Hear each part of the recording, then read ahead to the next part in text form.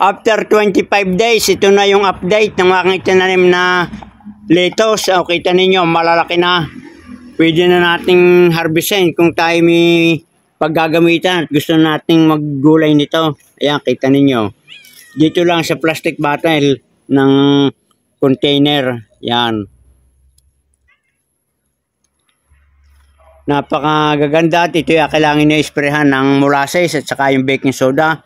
Hindi ko ito ginagamitan ng mga pesticide na may mga residue sapagkat delikado sa ating kalusugan.